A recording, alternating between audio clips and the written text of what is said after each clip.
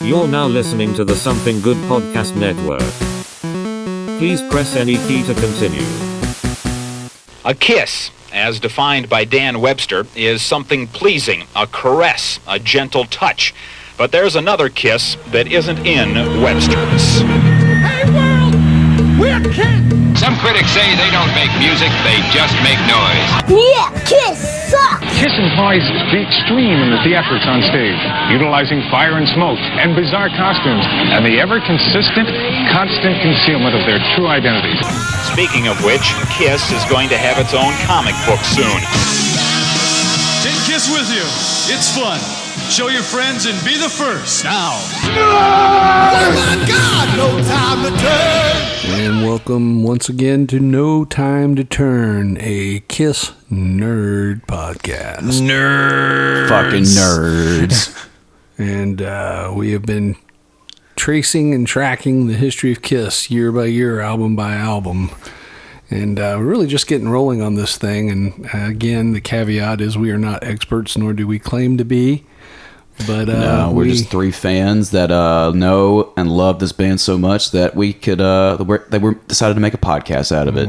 We always find ourselves talking about it. Sooner or later, I think of a certain generation, you hang out long enough, and eventually the conversation steers to Kiss, and exactly both whether you love them or hate them.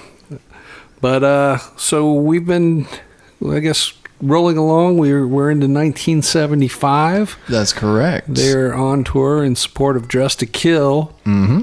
Getting kicked off of tours. They're kind of in this weird catch-22 mode where, they're trying to get the band in front of as many eyes as possible. They'd rather them be on opening act for bigger acts rather than headlining smaller halls on their own, but they can't seem to gain any traction in that. They're primarily still playing, I guess at this point, headlining small or medium-sized, theaters. Yeah.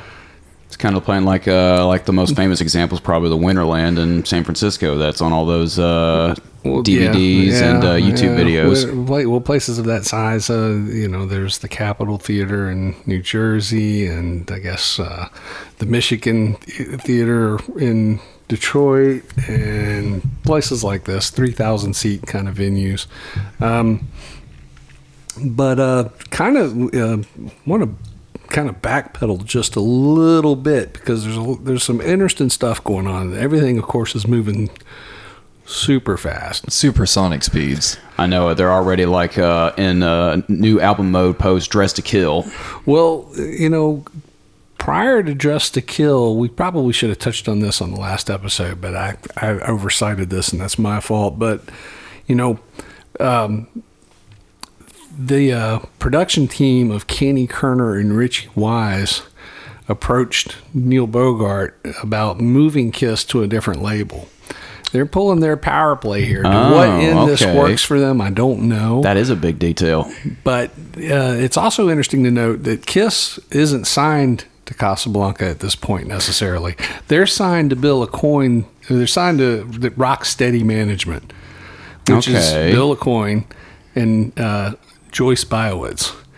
They are the ones that are signed to Casablanca, and the advance was only $15,000. Yeah. Which at that era might have been, for an independent label, okay. Now, but that does conflate a little bit with the whole narrative of we'll make you our manager if you can get us a record deal. Well, yeah, but I think he already had an in on with Casablanca, which of course would have predated Casablanca, but yeah, because that seems to be Neil the one Bogart bit of info that everyone agrees actually happened. Well, the idea was they were gonna.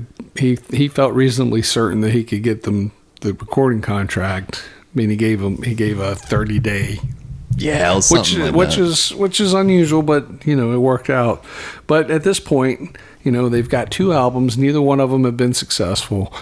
The second record not as successful as the first, which is never a good thing. It's like the first album already flopped, and this one flopped harder. Well, they wouldn't say necessarily flopped, but they're definitely enjoying a sophomore slump, enjoying being as a new band already. hardly enjoying.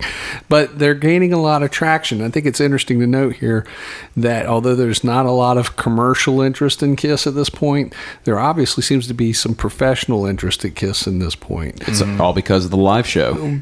Partly, yeah, but they're seeing some sort. I mean, obviously, if there's no commercial support yet, there's professional support. They're seeing that there's a potential for commercial. Right. Commercial interest. They still have all the faith in the world in them. Well, certainly Casablanca does, but now if Richie Wise and Kenny Kerner thinks they can move them to another label, that means other labels are interested. This will prove true a little bit later on. This is going to be a tumultuous. See, I even said it wrong trying to say it. Tumultuous year for Kiss. Anyhow. Easy for us to say. We are professional radio broadcasters. Absolutely. Of course. Yeah. So, now, kind of looking at some tour info on Dress to Kill, though, it seems as if this is actually one of the, kind of talking about tumultuous periods. See, I shouldn't have even. I tried it and I shouldn't have tried. It seems to be a crazy, it's a rough year. Crazy year for the band. Rough year. It seems like, because I'm double checking through KissConcertHistory.com, which is an offshoot of the KissFAQ.com. Okay. And they're saying that this was a pretty important tour for the band, specifically the Beacon Show. The Beacon Show that happened on, I just lost the date, it was right in front of me, on March 21st. Well, that was set up with Ron Delsner, who was the promoter in New York, and thinking it was going to do well. Yeah, he didn't think he would do well, and he kind of did it as a favor, and it sold out, I think, pretty straight away, enough that they put up a second show, and I think that one sold out as well. Is that right? There were 3 warm-up gigs booked before, and then there was 2 shows booked for the Beacon one. But this was also the first string of shows to morph the intro into, ladies and gentlemen, the hottest band in the land, Kiss. Yeah, that was allegedly the idea of J.R. Smalling. Do you know where he got that idea from, or where he claims to have gotten it? And I believe that's true. I've heard the story, but you'll have it's to... not immediately ringing the bell. Yeah, me neither. There was a television commercial at the time for Toyota, and that was their tagline. You wanted the best, you got it. Toyota. Oh, okay. I mean, yeah, it works. And simple. that's where because prior to that, Sean Delaney had been doing, put your 2 lips together and kiss, which is terrible. Yes, it is. And Sean Delaney is the unsung hero in early Kiss. In my opinion, I think he doesn't get the credit that he is due for a lot of stuff, but that is not one of his better ideas. But those are the Beacon shows are the first headlining shows for Kiss in New York City. Mm-hmm. And those are very important shows to him. Who's on that bill, or is it just Kiss? That's a good question. It says right here, JoJo Gunn and Blue Oyster Cult. That was kind of their the band they toured with the most in the early days, wasn't it? What's that? Blue Oyster Cult? No, not necessarily. They played shows with the famous turnaround was that they opened for Blue Oyster Cult on New Year's Eve 73, 74. Yeah. And then 75, 76 New Year's Eve. It's usually they cited a year later, but I think it was 2 years later. Blue Oyster Cult was opening for Kiss, and that's right. That's always like they opened for BOC, but then BOC was opening for them.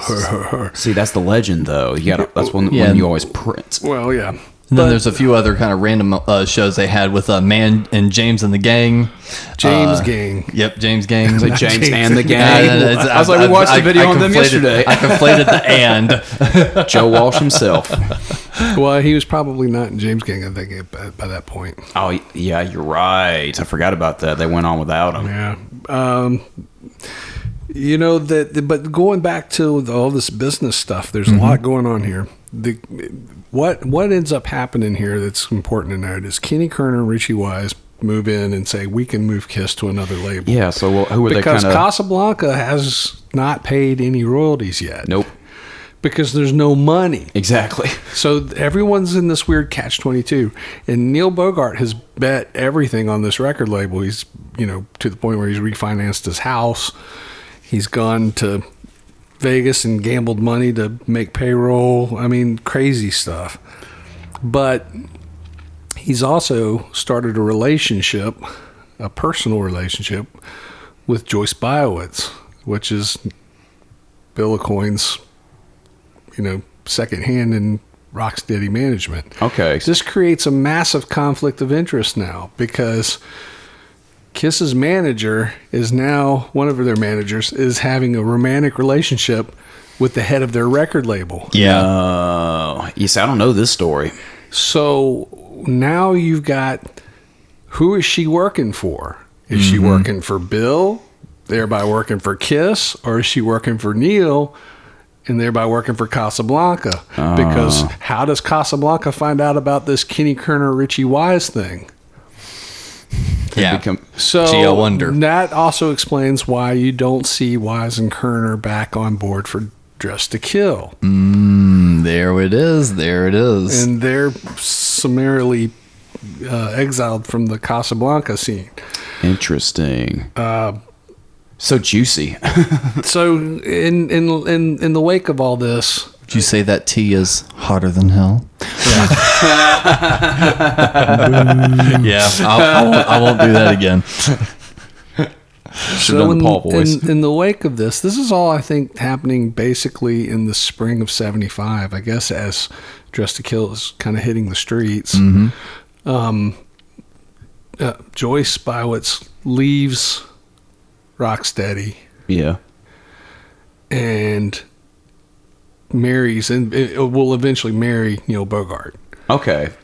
So that kind of solves that problem to a degree. That's how that relationship kind of ties fixed up itself. That's how that ties the room together in this time period. And if I've got my information correct, at this point, this is when Casablanca renegotiates the deal. They put forth a new recording contract. This time it's with the band members. Right.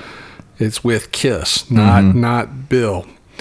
So that avoids the original contract, which allows a little more elbow room because they had an end date, and I think it's October that they have to pay royalties.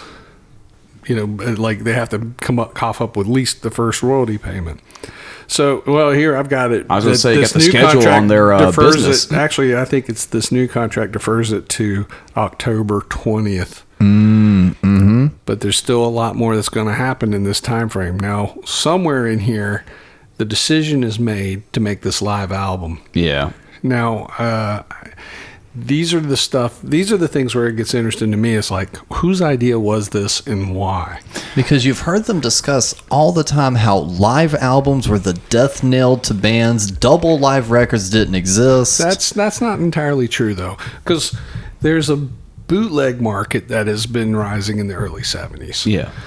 And that's done really well to the point that it's become almost an issue. It's a problem in the industry, this bootleg live album deal that's been coming up, to the point where some of these labels have their own imprints. And then before streaming, there was bootlegs. Yeah. And the big live album at that point, the Rolling Stones had done Get Your Ya-Ya's Out, which was pretty successful, and that was to again combat the bootleg market. But see, Made in Japan was a big double live album, and then Humble Pie's Rockin' the Fillmore. So it wasn't unheard of.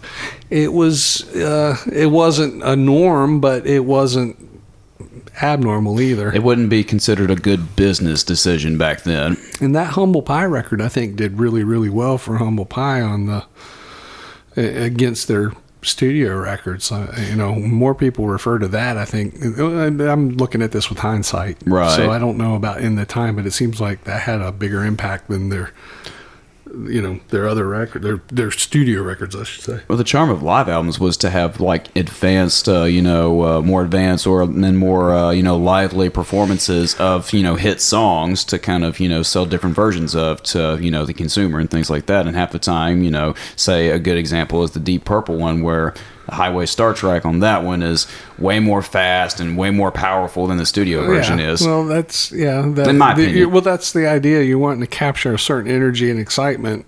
Yeah. And this is going to definitely proved true for Kiss, because their studio albums certainly aren't matching what they're doing live, and I think they're just starting to really come into their power live, because now obviously we've got the hindsight. There's tons of bootlegs that have sprung up, particularly just in the last 10 or 15 years, the digital era. These recordings that have come up that I've never even, I can remember seeing bootleg live albums even back in the 80s. Yeah. But some of the stuff that's been popping up, I've never even knew existed. Well, it's because that legendary term on the message boards and stuff, the hoarders, the people that have the bootleg rare recordings that hadn't put them out digitally and stuff. It's just a handful of people that have slowly started just kind of drip feeding new things out there. But the important thing is you listen to these things and you can see the progression of them as a live act as well. And if you listen to there's board recording of them playing at the Daisy. Yeah. So that's 73 pre-live or pre. And it has album. Like Peter Criss doing like the stage raps and stuff like you that. Can see, but just even the performance itself, you can see how it's progression. Then you've got recordings of them on their first tour, and versus by the time they get to, you see them like developing. And this is also a very, very fat. You looking back, you think it's it's like 2 years time. It really isn't. It's more about 18 months. Yeah. And it's happening really, really, really fast. So, we're talking spring of 75. And they just released Dress to Kill. And for of course, the thing I have to do every time, our Charlotte, North Carolina date was April 25th at the Charlotte Park Center with Rush as the opener. Reported audience, 3,000 capacity. Yeah, Park Center. Yeah.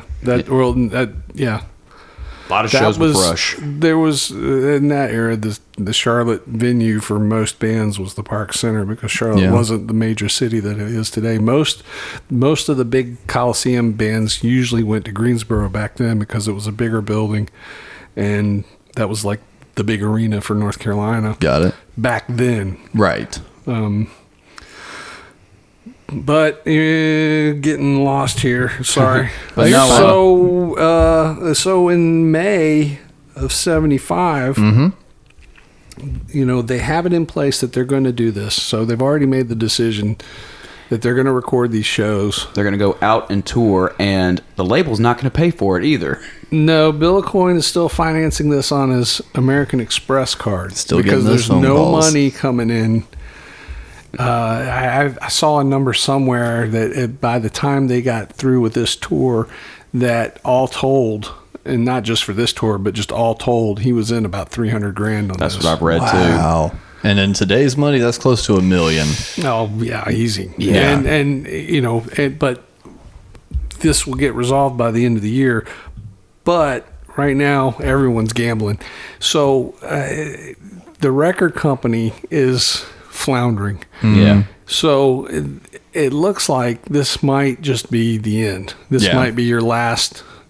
This might not be your last chance at making it. This might just be your last go round. It's like the last part of your career, and if you're going to do it, just do it with gumption and with no. They did it with conviction, and they didn't look back. They may have, and I've never seen this stated anywhere.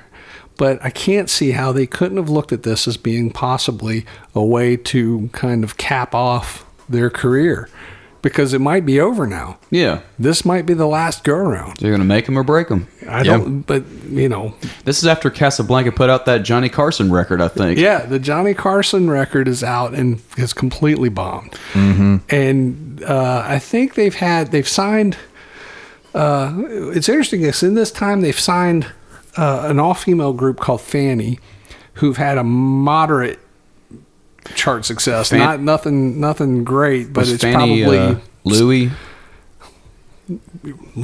No, that's Stories. Stories. Okay. Yeah. My bad. I got to look up Fanny. Produced by Kenny Kerner and Richie Wise. Oh, no shit. Oh, there it is. But Casablanca signed Fanny, and then they also signed, interestingly, T-Rex, who 3 years prior, had been as big as the Beatles ever were in Europe. Yeah. They never connected in America for whatever reason. They Bang a Gong was a hit, but that was it. They didn't. Whereas in Europe, like I said, I mean, gigantic, huge success. I mean, he's referenced in All the Young Dudes written by David Bowie. He's referenced in a lot of stuff. He's referenced in the Who's "You Better," you bet. Yeah, exactly. But he's still a titanic figure over there. Mark Bolan, he was killed in a car wreck in 1978. Yeah, and you still don't hear his music on American classic rock radio or anything like that, which is a shame. And undoubtedly an influence on Kiss. But T-Rex has a deal in place with Casablanca for the American release of, I think it's Light of Love. Yeah, and it does nothing. It's a good album, but yeah, you're right. But it hasn't done anything to help Casablanca. So. I think and then the Johnny Carson thing too. They shipped out, from what I read, 750,000 copies, thinking they were going to go gold or platinum or whatever. Oh yeah, I don't know what they were thinking. That's so that's so bizarre. I mean, this is, to be fair, it's the era before there was anything like VHS or anything like this. So having these bits recorded and you can play it back is the closest thing to a physical product of or entertainment. To be able to, there's no videotape or anything. It's not like you can go back and watch the greatest hits of Carson now on YouTube or whatever. I know it. So this was kind of like the precursor for all that. In theory, it seems a good idea, but put into practice, it didn't work. No. And now they're on the hook for this. And so somebody somewhere is coughing up the money for this. That's the other thing I can't figure out is who's just putting the money into this. So I'm in. When you saw me, just kind of my eyes kind of glossing over, reading a few things. I was kind of reading up on that because I felt that's where it was going. So yeah, they make mention that Bogart couldn't finance the tour, so a coin had to pay for it, and multiple accounts always talk about that this was their last ditch effort.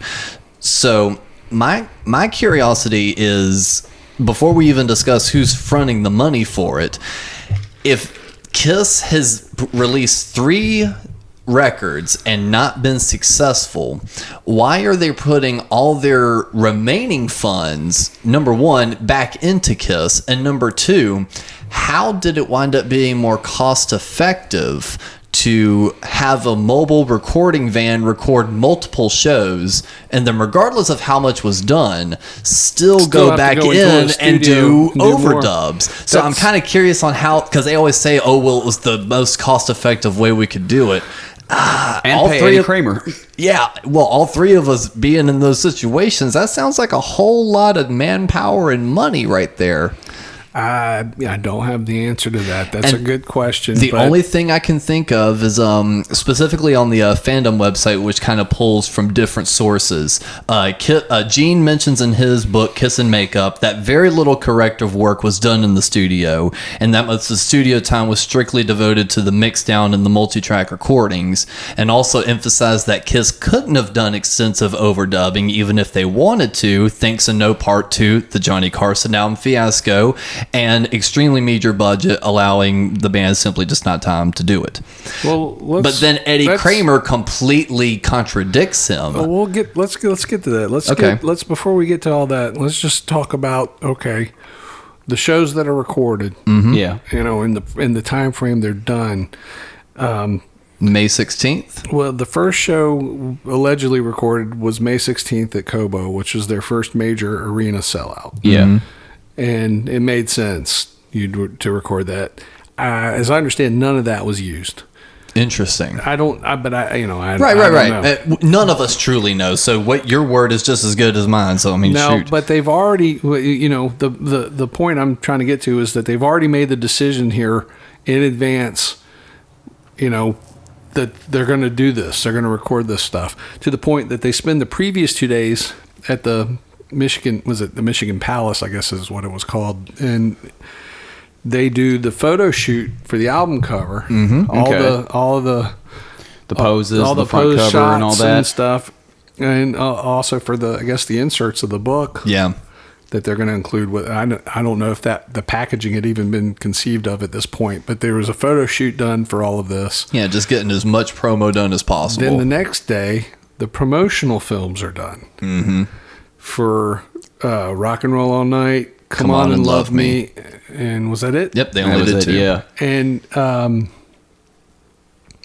this is an interesting thing that they're still, they're building a campaign. They're building some sort of campaign. Now, these promo films were probably to help promote Dress to Kill, because they're promoting, their Dress to Kill songs. And the 70s bands really didn't use video a lot for promo, did they? The deal, I think a large part of this was for use, conceivably for television in America, but I think probably was also more thought of to help them expand in the European market. It's putting them in places where they can't tour.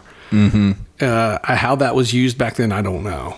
But I would imagine just a simple press kit, make up a videotape and send it, or a Betamax, whatever. But for what show? I'm sure there were music shows that existed back then. So, but like for lip sync performance videos before MTV, it's I don't know where you would stick that. Well, no, I was imagining it being press because, like what Russ was saying, for like booking tours. So, you want to see what Kiss is like? Check this out. That might be part of it too. I don't know. But for whatever promotional purposes, they film these spots. They're done at the Michigan Palace. And I personally love them. They showed up on the Kissology box sets that came out about a little over 10 years ago, and God, it was probably longer than that now. but that, and it's interesting because there's 2 different mixes. I've seen mixes with the studio versions, and I've also seen versions with the live songs over top of them. You know what? Now that you say that, I think I've seen that too. So that's also kind of interesting that they're almost that well in tempo. I tell you what else is. Well, yeah, that's true. Pretty consistent. What's interesting to me, and this starts a trend that you see through all their videos, and this is some. Here we go. We're going to go full nerd here. Oh, here we go. Oh, yep. I know where you're Gene going. Simmons is not playing with a pick. I know it. He plays with a pick live, but in all the videos, he's miming playing with his fingers. Yeah. And I'm like, why does he do that? That's almost always the tell. Even if he's like doing a TV performance, it's with fingers. He's pretending to finger. When he plays live, though, he's playing with a pick. He did that in all the 80s videos, too. He act like he played with his fingers. I don't know if he still does that or where that finally trails off. I haven't, but I know that's true all the way up through the 80s. He's miming, pretending to play with his fingers. The story I've always heard is that he thought he looked cooler playing bass with his fingers. Well, then why don't you just learn it? No, yeah, he doesn't. Exactly. I don't think he looks cool at all playing with his fingers. But he seems like he wears his bass differently too. It seems like he's wearing it higher in the videos. Yeah, because of where he has to pick at it. It's like up here to his like chest or whatever. So now he's just kind of like this, playing on his pec. It's really odd that he would make a decision to do that. But and what was funny is literally when we were kind of getting the origins of this show kind of started up, I had just run across a video for Is That You on YouTube, and I was telling Russ, I was like, oh, did you ever see this? And he's like, oh yeah, it's probably just a live clip synced up with the audio. I was like, maybe, but I don't know, it still looks pretty cool. And we started watching it, and then as soon as it moved over to Gene, he's thumping along on that bass with his fingers. We're like, holy shit, no, this was actually recorded for a music video. Oh my god. It's like that's the only tell we can have sometimes. With the Star guitar. Oh yeah. Well, that's jumping way. Oh yeah, I know. Yeah, we'll sorry, get all that later on. we go down nerd rabbit holes. You have to apologize. But yeah. So they record the they film the videos or the promotional films as they are called. Yes. And they do the photo shoot. So I'm assuming that they know that this is going to be used for promo for potentially this live recording they're going to do. Yeah. I'm sure Kobo was recorded and for whatever reason was deemed unusable. So they come back in June in Cleveland, which is another, again, staying in the Rust Belt. They're strong, one of the strongholds they have. They record this show. Again, as to what was used and what wasn't, we'll get into that in a minute. Yeah. But then they come back a month later, and July, on the 21st, they record 2 shows in Davenport, Iowa. And why 2 shows in that spot of all places? Well, and that's what's unusual. It's like they did 2 shows in one day in Davenport, Iowa. I don't know the details on that. Huh. Yeah, really. It's kind of weird. Got to read one of these books about it. Yeah. And then 2 days later, they're in New Jersey in a place called Wildwood. Yeah, the one place outside of the Midwest. Which is, as I have understood it, was what the majority of that show is drawn from. I think it comes from the Davenport and Wildwood shows. That's interesting. Yeah, really. Because in New Jersey, no New York shows, even though they were a hometown New York band. Well, the Davenport show is the only thing that any kind of mention is made on the actual album as to where they're at, where he says in I think Let Me Go Rock and Roll, he says, "Come on, Quad City."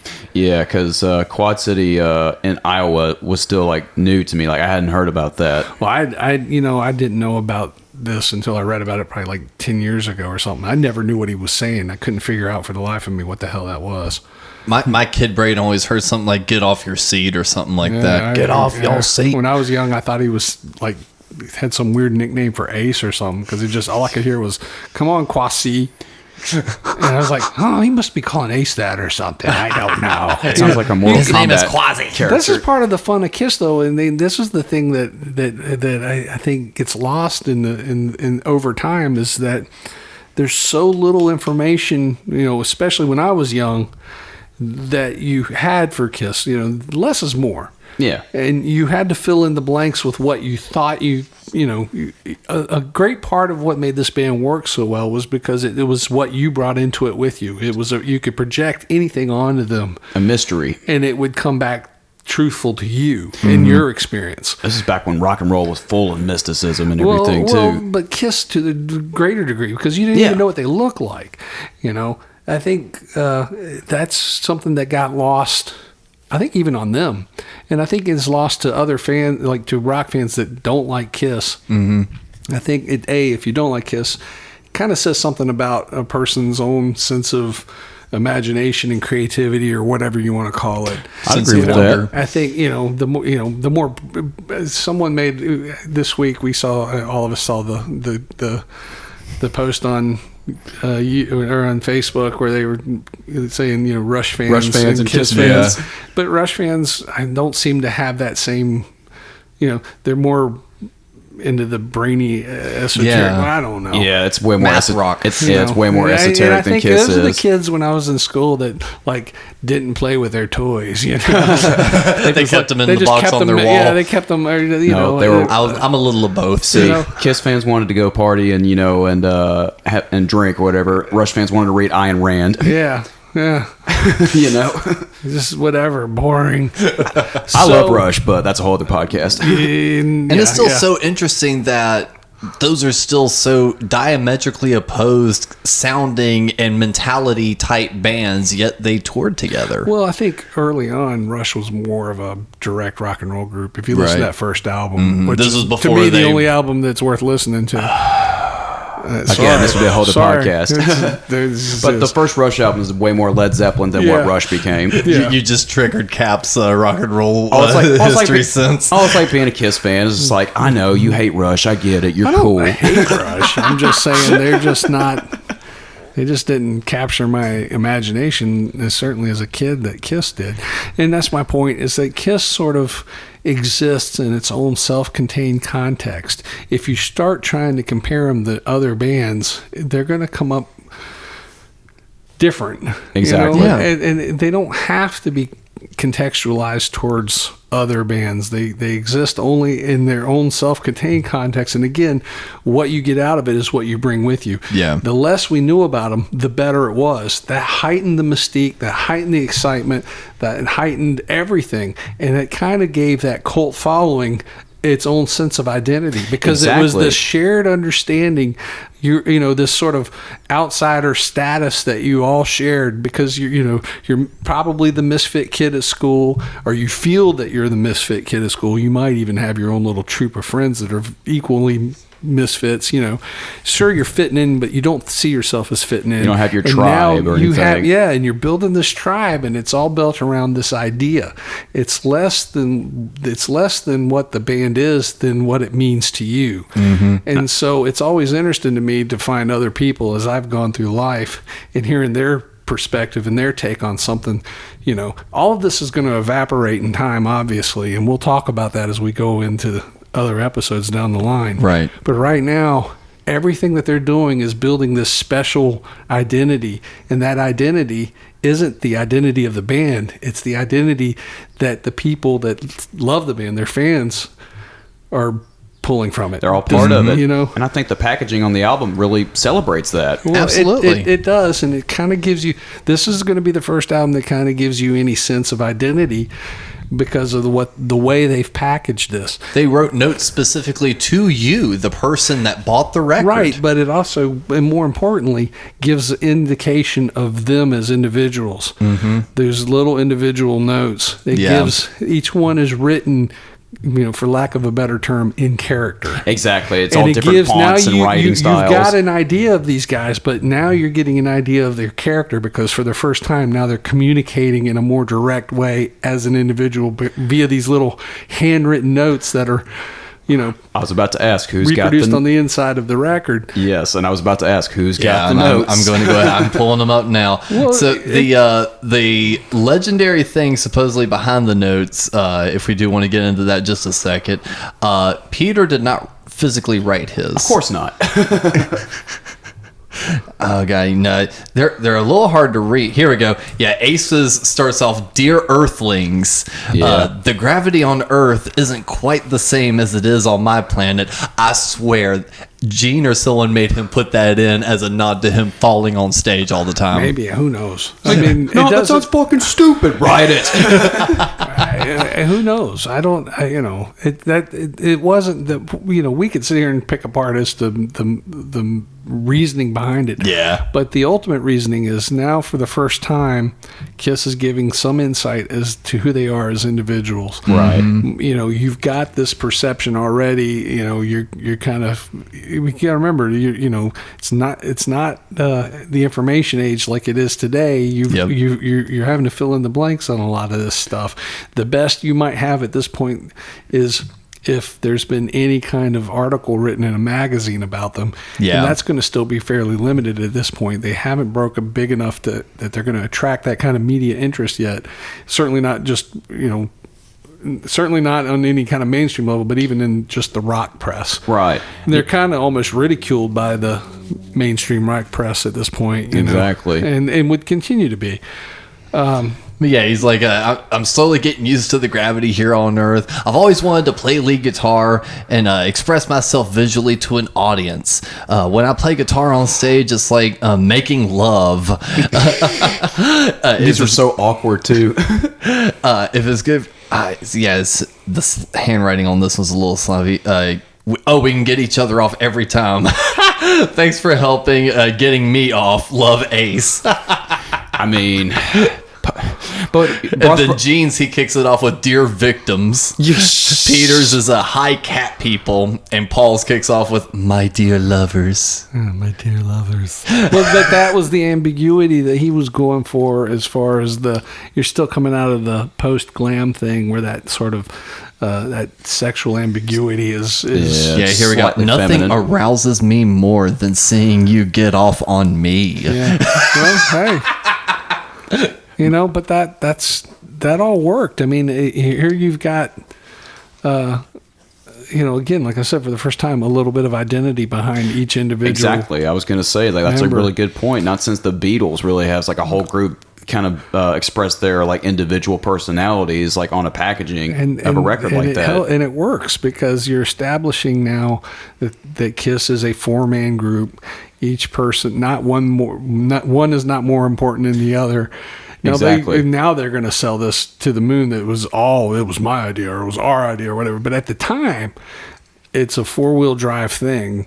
Everybody has his own role. Each Everybody's one's a star. important. Everyone's a star, and that's a big part of drawing in their audience even more to them, and it's making this unique cult thing.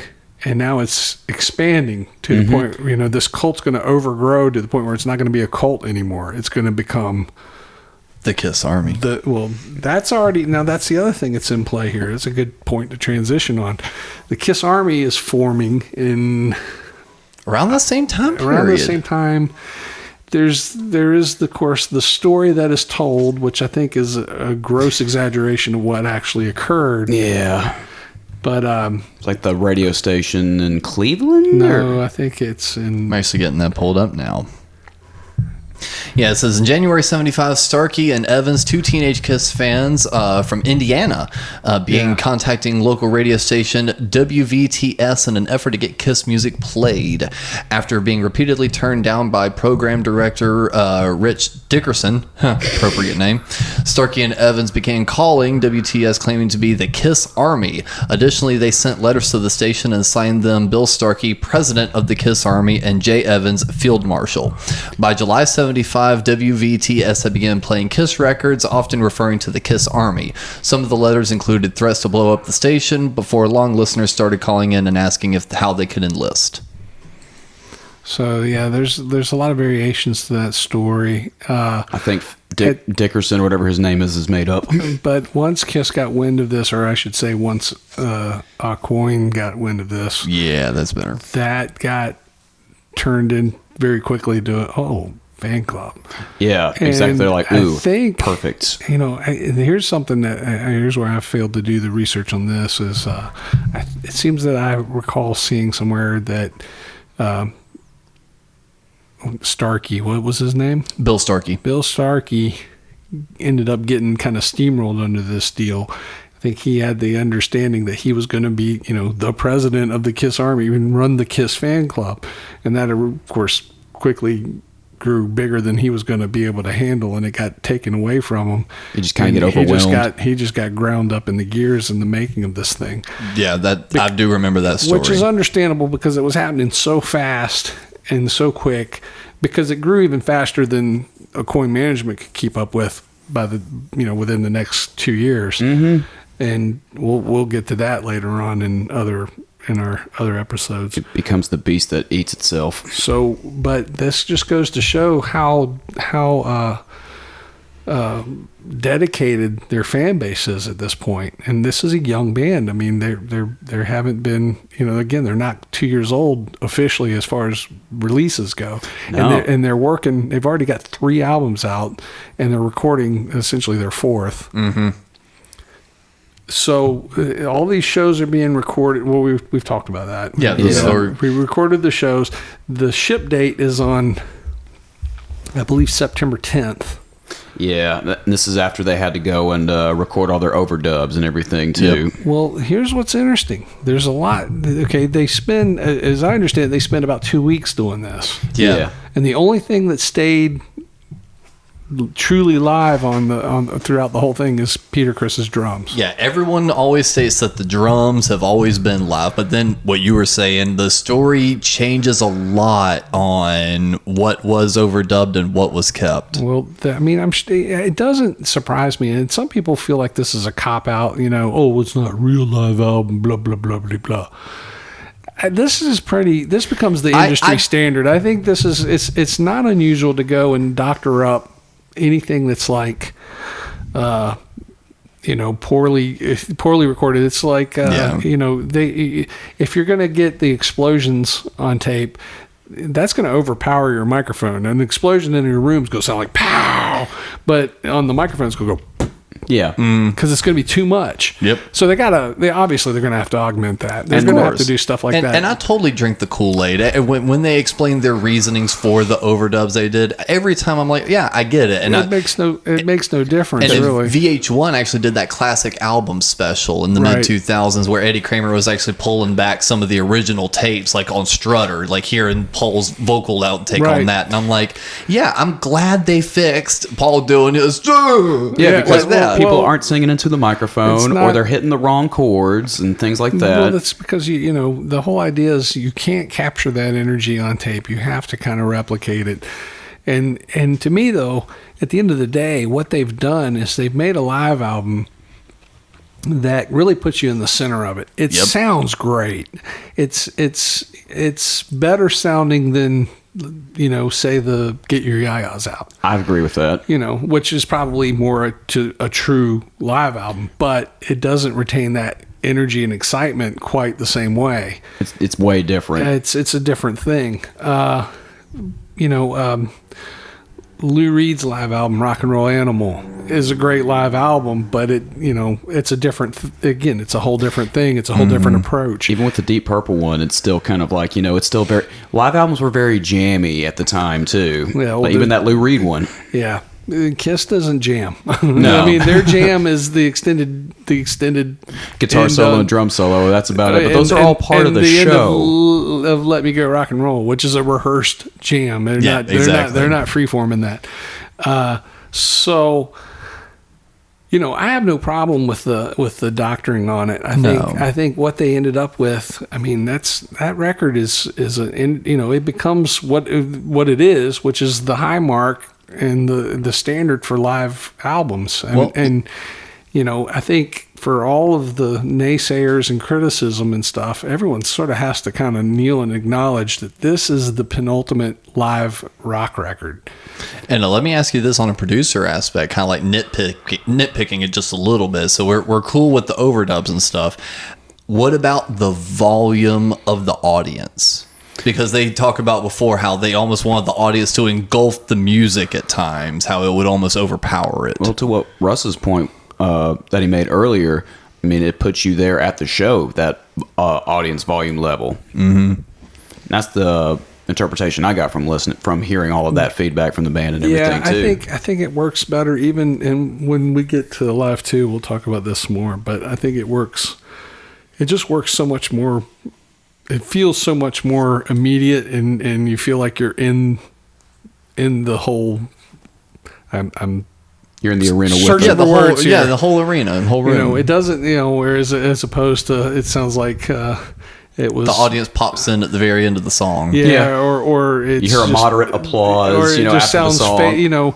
You've heard soundboard recordings where it's just picking up from the mics. Yeah, right. And it sounds like there's no audience at all. You know, and even though it's a sold out house or something, but.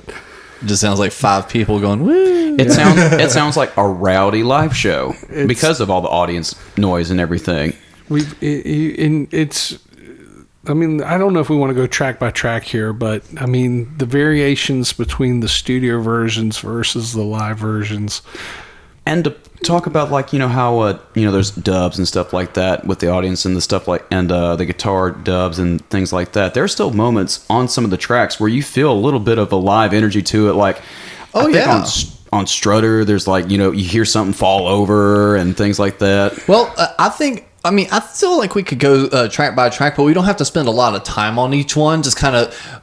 Here we go. We could kind of name the track and then be like, what's the highlight of this version for you? Since all of them do kind of have a little bit of a different thing. Like, for instance, Deuce, there's not much different, but I love Gene's vocal on it. I think there's a lot different. I think it's got a lot more charge to it than the studio version. Mm-hmm. And they're not playing, or if he is, it's not nowhere near as pronounced that stutter guitar that he does on the studio version. Yeah, that digga-dang. Yeah, I always found that distracting. Mm-hmm. Whereas in live, it's just da-da-da-da-da-da-da. They're playing it through. Mm-hmm. It sounds like it works so much better for me. I think, and I think that's such a great opening song.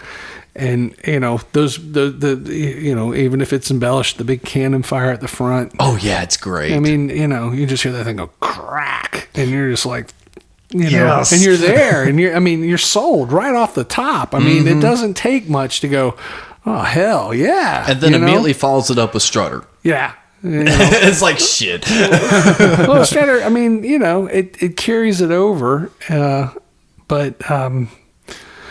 Does the extra drum break on it? Does that little tucka then tucka again?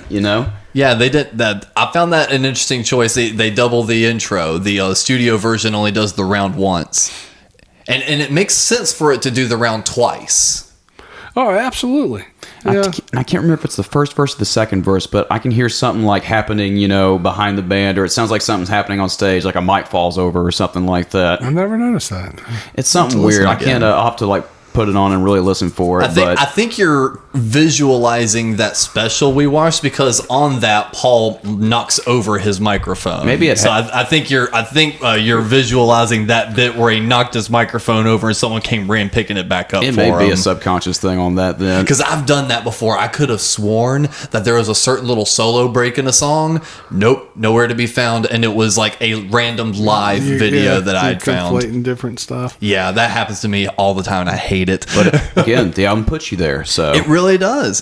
But I think this is the superior strutter.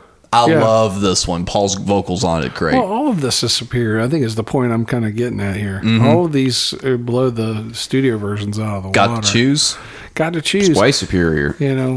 But that one I think is the most obvious, where they would have had to gone back and beef up stuff. That vocals. Well, not just the vocal, the guitar part. I don't, if you listen to the Boots, them playing what I call the horn part, the that's been beefed up, obviously. But I mean, I would never have noticed that had I not had the A/B comparison, because you're not supposed to notice it. I wouldn't have noticed that, but as soon as I heard there were overdubs, for some reason the woo and the got to choose. All of a sudden I heard that and I'm like, okay, yeah, they weren't doing that live. Well, not probably as strong, but it goes to, you go Hotter Than Hell. Yep. And then Firehouse, the woo, sounds like they're off mic. Yeah, well, almost like it's all, and it's left that way, on purpose. And I've never understood why that is the way it is. I'm not either, but it almost kind of adds an interesting effect. It does. It almost sounds like they're almost like gang vocal. Yeah, I don't know what's going on there, but there's still a looseness to it. There's still like I was saying earlier, just moments of livelihood like that, and it kind of keeps that vibe going. But and I love how we totally skipped over Higher Than Hell, because even this version still doesn't redeem the song. I think with songs like that and Firehouse, another good example too. They just kind of take these live versions and go up, a couple of BPMs just because they're in the moment and jazzed, and it kind of gives it a different energy. And it has that kind of reverberation of a hall, the live. I'm sure that that has to be replicated, obviously, but it works. They do it so well. Then we flip it on over, and we got Nothing to Lose, which is one of my least favorite Kiss songs. I still don't get it. Even this version is just it's so good. It just doesn't. Peter's vocal is so great. Yeah, well, Peter's always good.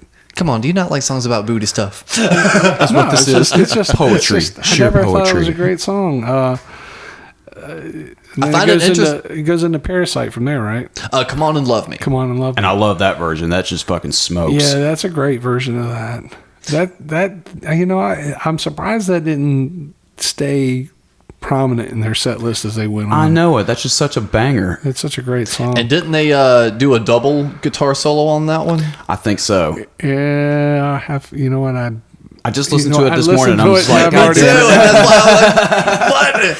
Because there's a song that they did Ace doubled his solo on. I know they do on Rock Bottom. There's no solo in the Rock Bottom. That's what I'm thinking of. But so they go into Parasite here, right? Yes, Parasite.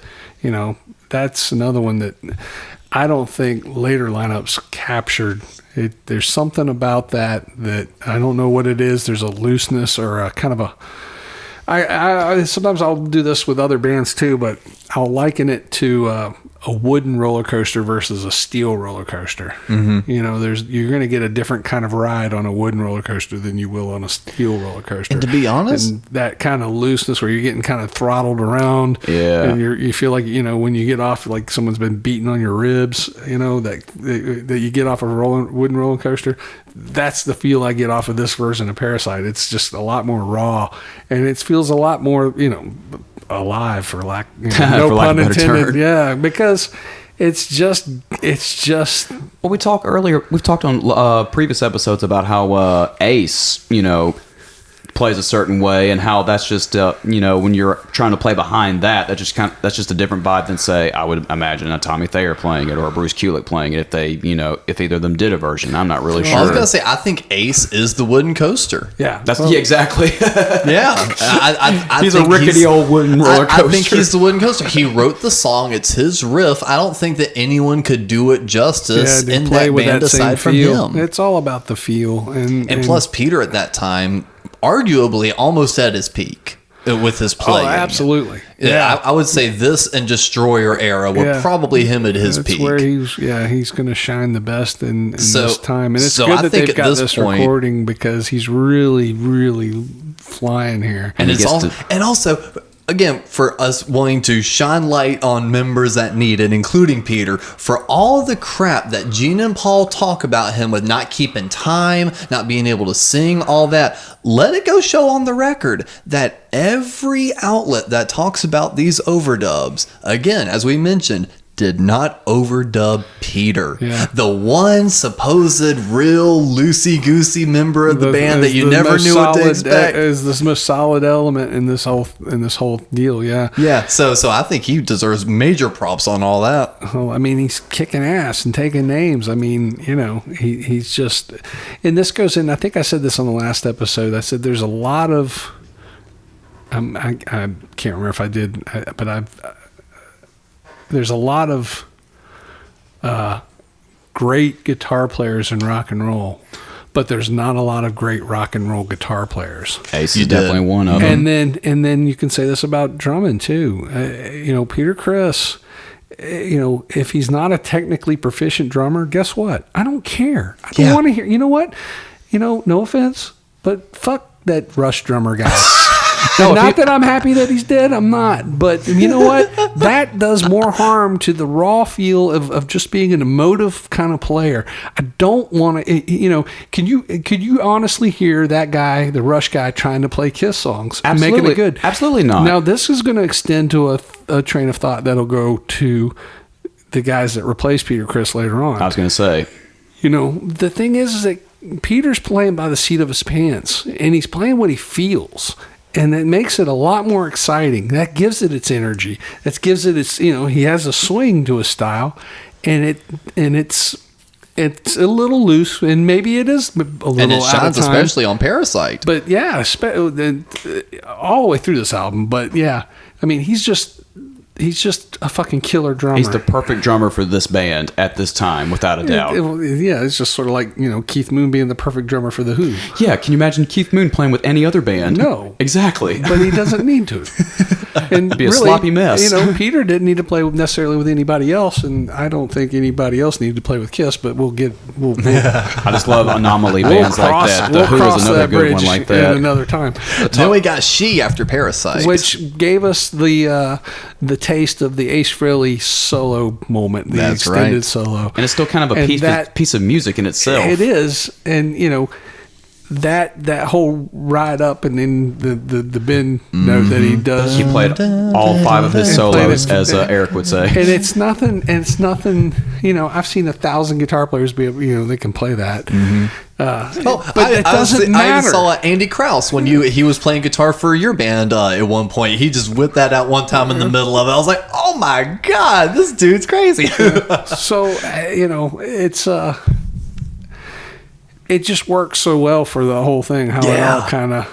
it's not so much what they're playing, but how it feels. And it's all about feeling here. And you're still hearing the wild audience going crazy over it too. And that version of She is again rips, just way stronger than the Dress to Kill version. And something that I like about both Parasite, She, and the next one, Watching You, is the production on it. When those first guitars come in, it sounds like a big open room. It doesn't sound like it's crisp kind of coming in your ear. That doesn't happen until the whole band does. Then it's crisp and nice coming in your ear. But if it's just a single guitar, it's that echoey room ambient sound. Quality. Yeah. Yes. And I think when we get to Rock and Roll Over, I think that That's an Eddie Kramerism. I could see that. He's really I could see good that. at capturing ambient tones, and I think that's, I don't know if that's a thing, but that's the best way I could describe it. It makes sense. Speaking of guitar tones, it feels like, so I don't know the details of it or anything like that, but it sounds to me like Paul's guitars are more from the live tapes, whereas Ace's parts, there's a lot of Ace parts that sound more crisp, like coming from Electric Lady, whereas, there's a lot of graininess to Paul's guitar sounds. Possibly. I mean, I could see Paul kind of, because they even talked about during those shows, decidedly being like, hey, let's not jump around as much, so we don't have to get as many overdubs. So I could see Paul kind of holding true to that a little better than Ace would. Yeah, but who's to say? Of course, it's all hearsay. Yeah, I can see it being kind of a combination of a little bit of both. They could probably have. Who knows? I don't know if they've multi-tracked that or what, but again, we can only speculate as to what they actually doctored or how much, because like we said, we know that there's at least one vocal part that references a city. Yeah, I know. So it's not all vocals. Yeah, so it's they've obviously kept a lot of stuff. At this point, like I said, it just doesn't matter. This is the mystery that we have as fans now. I know, but it's fun. 100,000 years. Mm-hmm. Well, do we have much thoughts on watching you? It's great. I mean, this live version is better than the other one. Yeah, I'd say so. Everything on here is better, I think, than the studio version. Yeah, that's how you can say about the majority of these tracks. But with moments like 100,000 Years, the 12-minute long song. Yeah, you get a bass intro on it. Gene gets a moment, but then you get the drum solo that Peter does with all of the flange effects over it. Yeah. No, I assume that was something they would do in the arena, but I'm sure the flanges we're hearing it is doctored in the studio. Might be a little bit of both. Probably, but I mean, recording off of a board, there's the house sound and then there's the recorded sound. Does that make sense? Yeah. So I don't know to what end that was probably done in post. Probably. But I like this because kind of what Cap was bringing up. So you've got the good intro from Gene, you've got a ripping little moment from Ace, and then you've got a Peter Criss drum solo that breaks into Preacher Paul Stanley, that I like to refer to him as, when he's like addressing the audience, and then it rips into one more killer Ace solo. So it's almost 100,000 years, even though it sometimes is a drag to get through, especially with as good as Peter's solo is. Listening to it a second, third, or fourth time, it's like, all right, get to the point. But it honestly showcases every member in a really good light. Everybody gets a moment. Yeah, it's one of the highlights on that album. I mean, dropped in on the, I guess, third side. Yep, that's true. Yep, Let's start with Watching You. And so it climaxes with Black Diamond. Yes. Which would, if you're looking at it as in concert context, that makes the end of the set, so to speak. Yeah. Mm-hmm. You're closer before the closer. You've got the big bombs again. If they're augmented, so what? Everything, Again, you're there. I can remember being a kid listening to this on headphones, laying on the floor, and just feeling like I could close my eyes and just imagine what it was like, and I felt like, especially with headphones on, it was like you're there. And I would not have guessed in a million years at that point that any of it had been doctored. Totally. I wouldn't have had any clue, and it wouldn't have mattered, I don't think, any more then than it does now. But, and to throw a little more love his way, Peter's vocal on Black Diamond. Oh, yeah. Fierce. Yeah. Holy shit. That's where he shined. They were always, it seems like they would, once he had Beth, it was like, oh, he's going to be the balladeer, the crooner. And maybe that's how he saw himself. But where he really shines is just belting out some raw fucking beastly rock vocal. Yeah. It's like Rod Stewart if he was tough. Yeah. Yeah. I mean, that suited, Peter so much better, I think, than the Balladeer Peter. Because it also worked with his personality. We were talking about them building up an aura, having that fierce yelling personality for a Catman character kind of works. And it seemed like that. And when I was a kid, looking at it again with a limited amount of information available to you, it was almost like, thinking through childlike kind of a rationale. Yeah. The cat guy was quiet like a cat. He was going to be the George And Harrison. then all of a sudden you got this moment where all of a sudden he's just like, You just didn't see it coming. You never see it coming. And that's part of what made that really, really cool. I never thought of it that way, and I totally agree. That's how Peter became my favorite member for a minute, because we see live footage of him singing Black Diamond. You're like, oh shit, the drummer's singing and is killing it. Yeah, it's great. And then the bomb outro, and then the audience, but how it starts to flange or whatever. Yeah. Yep. And that's not something that was obviously. I think that also leads true to the 100,000 years being done in post. It almost sounded like the same effect. Well, as I understand it, that what do they call that? A flange? Yeah. That occurred. It was a sonic abnormality, an anomaly that occurred while they, because they created that dub of the audience. And it just sounded so cool that Eddie Kramer was like, "Oh, leave that," Nice. And so I love those kind of happy accidents. And it leads out of the track, and then you flip the over. record, and it leads right back in with Rock Bottom. And I like this one because it fixes the thing I complained about on last episode. It shortens up the intro. Yeah, I never, I think they could have gotten away with playing Rock Bottom live even without that intro. Yeah. I said I like the intro. I think it works. Yeah.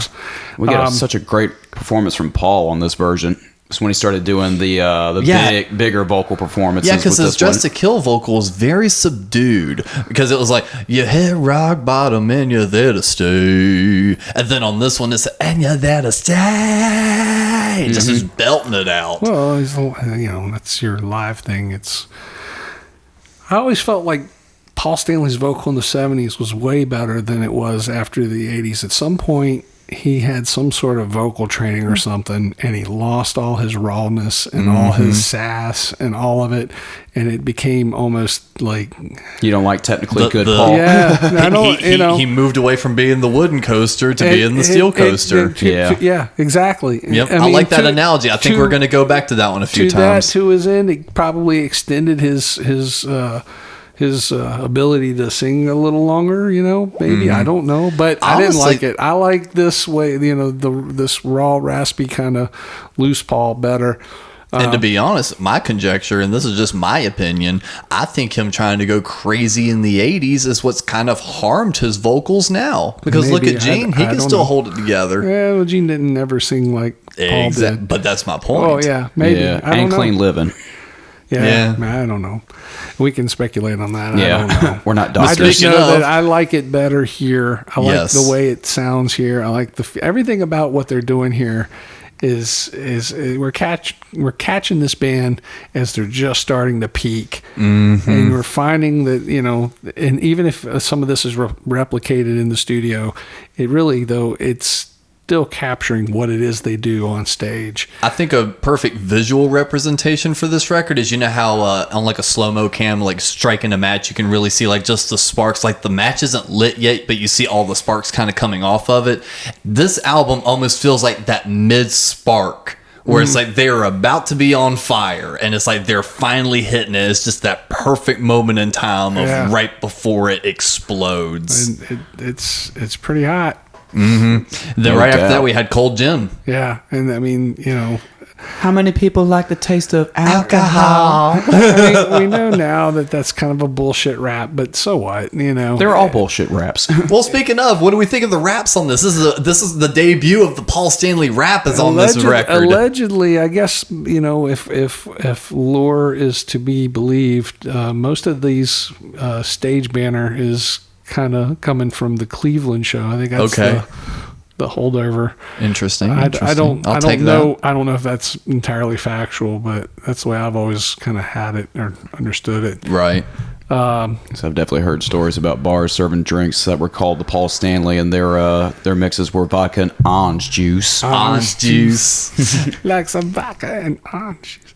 So, but I think at this point his raps are still good. I think again, also in the '80s is when the raps took a turn because he kept trying to rewrite them, and it's like, you're trying too hard. See, that's one thing the one thing I was excited about when I saw Kiss a couple of years ago was I get to see Paul Stanley rap. I know, but it was like, "Hello, Charlotte." And we were saying rap, and the kids are going, "I don't." No, he wasn't. He wasn't spitting. He was doing stage banter. There we go. Banter. We'll word it for the kids these days so they understand. But it worked. And then when you're a kid and you're hearing this, it just sounds like it's an exciting kind of like, oh yeah, and you think in your head, it's like, I want to hang with these guys. Oh yeah, kind of thing. They sound fun. Yeah, so they're still selling an illusion, but so what? At least it's a fun illusion. It's a fun and entertaining illusion. Isn't that what rock and roll is? Just selling fun. And the guys that are the most quiet at this point are the ones that are actually living it. But exactly, and for good or for not. And then we have the song that launched them into superstardom, the live version of Rock and Roll All Night. And you mentioned earlier about how one of the songs didn't have a guitar solo on the album, but they had it on this version. Same with this song. So what do you think prompted them to be like, we might need a guitar solo now for this? I don't think it is anything that they can live. It helps extend, I guess, the set or whatever. Again, they were going for a sharp, radio-friendly edit of a single. That we talked about that. The Dress to Kill record seems like it's tailored for radio, albeit what radio station is going to play a song like Ladies in Waiting, I don't know. Or Room Service, or any insert of them, here. But Rock and Roll All Night, obviously, and I think they had their eye on the prize. And the live, they have more freedom and they can do the put the lead in it. Ironically, that remains in the radio to this day. Yeah, the radio cut of this live version. But that's finally what connects. And I think it's just, again, because it has that manic energy and that drive to it, it connected with people in a much more visceral level than the studio version did because it has all that. Yep, it has the excitement from the audience. You hear them feeding off the message of I want to rock and roll all night and party every day. You've got them clapping along. So it's like you almost have that fear of missing out, that FOMO thing of, if I don't get it, if I'm not part of the thing, I hear all these other people enjoying it and getting it. And if I don't, I might be the odd one out. And that's really what it is. Like the first time I heard this song, it was on that, compilation CD that I told you about. And on the back of it, it's, a tour photo of Paul Stanley about to smash his guitar. You see the confetti and then the sparkling drum riser from Peter Criss. And, that's the sound. That song is the soundtrack to that image. And you're like, This is the coolest fucking thing as far as a rock and roll live show. Oh, totally. And it's no surprise that wound up being the one really hit. And it's just, I wish there were other songs that also pushed a little harder. I know it's either this or Lick It Up or some shit like that for classic rock these days. Especially because the last track right here, Let Me Go Rock and Roll. Well, that's interesting to note that at this point, this is still considered their closer. This is their big one. They're going to go big, and they go with this. This. Rock and Roll All Night has not exceeded this Let Me Go Rock and Roll yet. This is the big anthem for them at this point. And, it has the extended jam. I was going to say, because they constructed it so. They constructed with the Gene breakdown bit for, Peter to bring it back up with the papa, the boom, boom, boom, papa, and Ace busting back in. Speaking of, talking about Ace Frehley things that you can sing along, that's one of my favorite little things. Is that da na na na na na na ba da da da da da da da. I love that part of the song. Gene does those little slide ups and everything. Yeah, he does a little slide and work. Really kind of like hammers those strings so it almost sounds like a pluck, but he's not. That's all musical too. That's not some funk bullshit he's doing. That's all part of the song. Yeah. Well, I mean, they go out big. Kiss loves you, rock and roll. I mean, it's perfect live album. So what more can you say after hearing that? Even with all the dubs and everything else, it doesn't need more. It doesn't necessarily. It leaves you kind of maybe wanting more, but it's like it's perfect. I mean, as a Kiss fan at that time, it's like, you know, all of your favorite songs from those first 3 albums, you know, played better, arguably. Yeah. And it has kicked open now what will be now an industry standard to have your de facto live album. And I mean, you look at it, like I said, you can name a handful of groups that had successful live albums. You had Live at Leeds, you had Get Your Live at Yagas Leeds, Out, yeah. you had, you know, Made in Japan, and you had Live at the Fillmore. That's about all I can really think of off the top of my head. Maybe the Allman Brothers, but yeah. Yeah. But yeah, after Kiss. Coming after Kiss Alive, though, all of a sudden, you know, Blue Oyster Cult had 2 live albums. You know, Frampton Comes Alive. That was giant record. That was post Kiss, though, right? Yeah. You know, Ted Nugent's Double Live Gonzo, which to me is another penultimate live record. And Rush, All the World's a Stage. Well, I mean, fair enough. They had their live album. Of course, another very important live album, Cheap Trick. Live at Budokan. Yep. So, you know, and then Ramones, It's Alive, they had their double live album. And even that was overdubbed. Yeah, well, everyone's albums are overdubbed. I mean, that became Eagles Live, which probably was entirely in the studio. I think so. But, you know, everyone had their, you know, it became part of the deal. Everybody had to put out a live album. You had your live album. So, you know, it really did change the industry. I mean, it's one of the tiny ways that Kiss was influential that they don't get credit for and you know, probably should. And, you know, this album stands as arguably maybe the singular high point of their whole existence. Their career. This album made their career. It really did. And it was a tough one to beat, you know, but it established them in a way that they had not previously been able to do on their own with their studio records. Yeah. And it certainly kicked them open, wide open to be an established live act. Yeah, because in the readings in that, they were saying like literally a couple weeks after Alive came out, they already started seeing attendance rise.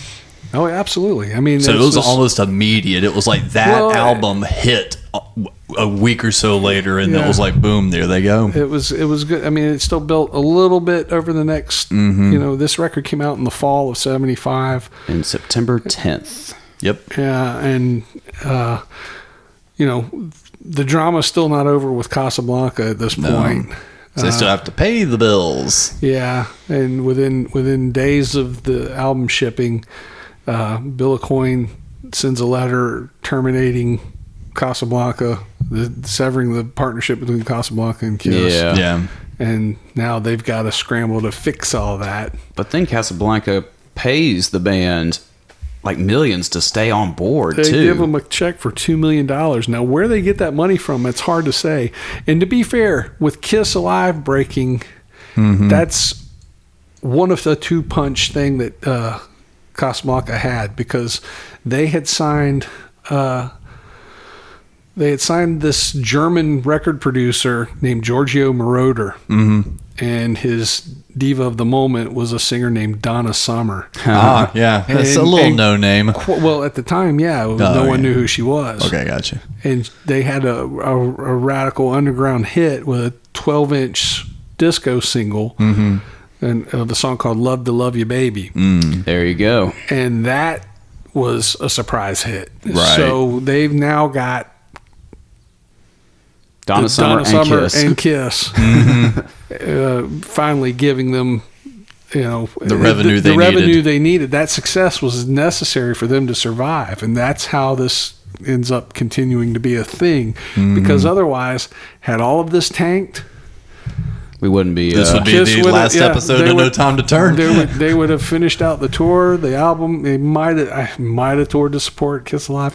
Now it's hard to say. You could say that they probably would have transitioned to another label, but who knows that another label would have that same support. That's one thing Casablanca never faltered on, was they always had faith in the band and supported the band. And never was like, okay, if they couldn't do it financially. Yeah. And they never did like we've done 2 records your way. This 3rd record, we're going to do it our way. You're going to take the makeup off, and we're going to do something different. Yeah, they could have ran into that just as easily. Because when we did Dress to Kill, it was talking about how they were already out of money. Bogart was going to be in charge of the record already, so clearly the label was being a lot more hands-on with Kiss during Dress to Kill. How far disconnected would that have been for them to go, look, you freaks, the makeup ain't working. We've told you already. Well, but as we just proved with this live album and the whole thing was absolutely working. I mean, that cult following was just growing and growing and growing. We'll close it out with this, the famously, and this is an important moment, I think, in the history, is they get invited to Cadillac, Michigan. For the high school football team. And they play that high school. And they come in and play a concert in the gymnasium. Now, can you imagine being a kid and having Kiss, even if they're relatively, quote unquote, unknown at this point, the breaking band, though, come and play in your high school gym? God. With their full show, probably, too? Well, very close to it. It was a little bit scaled down, but, This was in the 70s. You could still bring us a little bit of fireworks into a gymnasium. Yeah. But, and then they, of course, you've seen the photos that exist of them, on the football field, and the entire school is painted up with Kiss makeup. It's crazy. The helicopter comes in, of course, famously only can fly a mile, which, that's all they could afford, but it was enough to make them have the dramatic exit and entrance. Yeah. And they get the But they received the key to the city. Mm-hmm. The mayor's there and the town council, they're all wearing Kiss makeup. The local state representative is there. He's wearing Kiss makeup. I mean, it's crazy. It's like we landed on Kiss World. Well, and they parade them through the downtown. A legit parade, by the way. A legit parade. Yeah. And I mean, but I think the important part to note about this is probably the very beginning of a transition where Kiss has kind of sold itself as this sort of kind of, I don't want to say S&M, but there was a certain shade of danger to them, even if it's a manufactured Sins of Danger. It's still, that was their marketability. Yeah. And I think that's when all of a sudden the sights turn and go, we need to really focus on this being a little more kid friendly. Mm-hmm. Like this is where the money might be. The transition from where they go from being just a rock and roll band to now being part of the cultural zeitgeist. It's not necessarily a transition, but it's the first kind of inkling that, oh, wait a minute, we might be looking at this a little bit wrong. Mm-hmm. I would agree. Totally. I mean, it's going to be a slow turn, but it really is going to be a very fast turn because everything's happened so fast, hence no time to turn. And so we will discuss this more in depth because another thing happens, and this is going to be my little teaser for the next episode. Ooh. In September of 75, financed by Bill Aucoin, they're in the studio in September of 75 with Bob Ezrin. Mm-hmm. Now, what are they doing? Recording a new record. No, find out next week. Yeah, well, are they recording the the basic tracks for Destroyer, or are they just doing demos? I don't know. We'll figure that out. But and it's being, again, this is not being paid for by Casablanca. And that's going to lead us to their next major, very important record, a landmark record. I'm excited about that one because we've talked about it, about how it's not anybody's favorite here at the table, but there's so much to unpack on this record. There really is. And I think this is when we'll really start digging into the minutia because exactly as you mentioned, there's a lot of demos for this record. Well, there's a lot of information out there. Yeah, so it's going to be fun. I think it's going to be a fun one. So hopefully you're taking this ride with us, and we hope that you'll join us again next time. Until then, I'm Russ Ward, and for Cap Nunn and Alex Stiff, this is No Time to Turn. We'll see you next time. Thank you for listening. Please insert another coin by supporting the show for as little as $1 a month at patreon.com/somethinggoodnetwork.